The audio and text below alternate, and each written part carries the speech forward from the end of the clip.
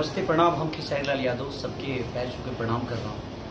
आज सुबह आँख खोलते ही इतनी दुख भरी मैसेज मिला मुझे कि समझ में नहीं आया कि हम क्या करें।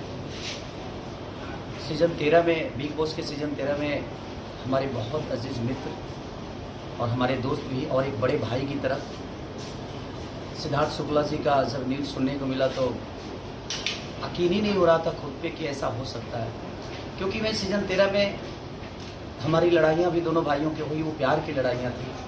और मैं जब सीज़न 13 के बिग बॉस से बाहर आ रहा था तो सबसे ज़्यादा अफसोस सिद्धार्थ शुक्ला जी को ही हुआ था, क्योंकि मैं उनको बाबा बोलता था और हमारी कोई पहले से परिचय नहीं थी। लेकिन बिग बॉस के सीज़न 13 में ही हमारी मुलाकात उनसे हुई।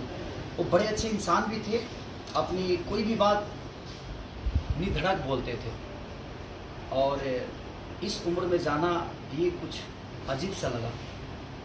तो क्या बोल सकते हैं, बस मैं भगवान से ही प्रार्थना करूँगा कि उनकी आत्मा को शांति दे और ऐसे लोगों को इतनी जल्दी मत बुलाओ इस वक्त, क्योंकि अभी बहुत कुछ करना था। इस इंडस्ट्री को बहुत आशा थी उनसे, हम सबको आशा थी। एक अच्छी पर्सनालिटी के साथ, एक अच्छे विचारधारा के साथ अपने जीवन को चला रहे थे। मैं उस माँ को सादर प्रणाम करता हूँ, क्योंकि आज उस माँ पे क्या गुजर रही होगी। क्योंकि मैं सिद्धार्थ बाबा के माँ से भी मिला था जब फाइनल में मैं गया था, तो बड़ी प्यारी है वो। और माँ, हम सब हैं आपके साथ, बिल्कुल आप निश्चिंत रहिए कि हाँ, एक बेटा गया है, ठीक है, अब ईश्वर को क्या मंजूर था नहीं जानता मैं, बट बहुत सारे बेटे आपके हैं जो आपके प्यार के लिए हमेशा खड़े रहेंगे।